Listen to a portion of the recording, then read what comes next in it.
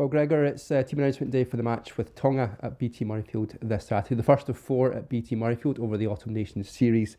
Before we look at that match, just a question for you. Back involved with Scotland after what seems like maybe a long time, and obviously the disappointment of the cancellation of the summer tour. But how excited are you and all the coaching staff to get back involved with Scotland?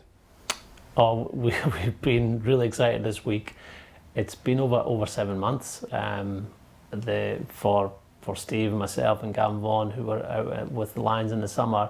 The players did come together in the summer. Unfortunately, we didn't get those games to be played. So for us, it's been since that game in Paris back in March, and just having the group together, then seeing them on the training field and working together, helping each other prepare for a big challenge this week has been great to be a part of again.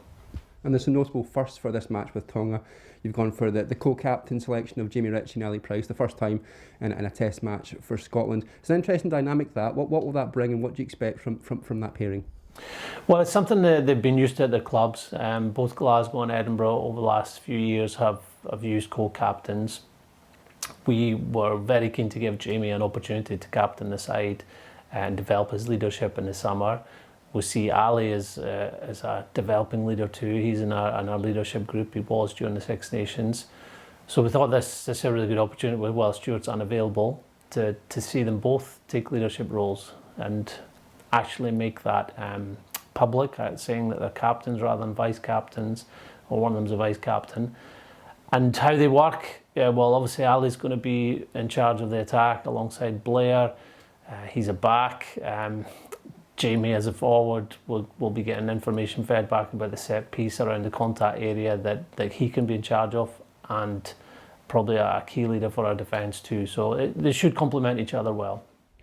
Let's look at the team then, Gregor, starting in the backs. You've got Darcy at fullback, Blair Kinghorn starts at 10, and you've got two uncapped players in Rufus McLean and Sione Tuipulotu. Just a word on the two uncapped players you brought in for this match against Tonga. Yeah, well, Rufus and Sione were going to be involved in the summer. Rufus burst into the scene last year. We've had high hopes for him for a number of years, and the way he's played and taken his opportunities with Glasgow proved to us that he can make the step up to the next level, test level. He is a very hard worker. Contact area must be one of our best at clearing contact. Kick chase is outstanding. Very good in the air too. But it's probably the attacking side and his ability to beat people one-on-one, his acceleration that gets us most excited. Sione is a really creative player. He has played a lot in the wing, a lot at 12, but he's fitted in really well at 13 at Glasgow so far this season.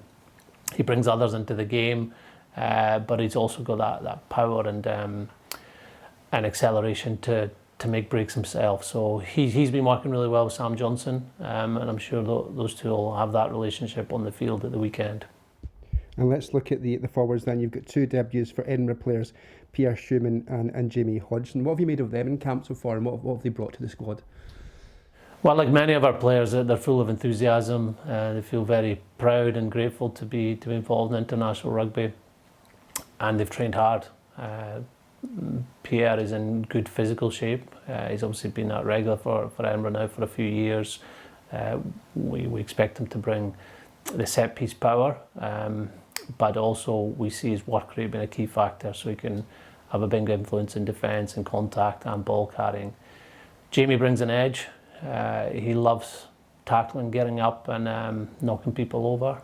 He's leading the line out, and I've been impressed with him this week how well he's done that task.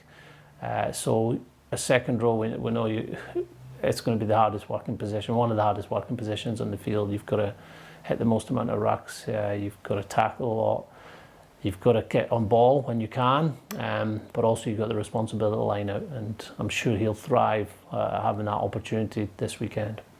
And if we look at the opposition, Gregor, Tonga, they've had a challenging probably preparation with a different coaching setup coming in and players travelling from predominantly Europe. We know what to expect from Tonga traditionally, but as I said, this might be slightly different. How does that look for his coaches then from planning ahead? Will you expect an unstructured game because they have less time to prepare? What do you expect from Tonga? Will it be a different Tonga to what you normally expect?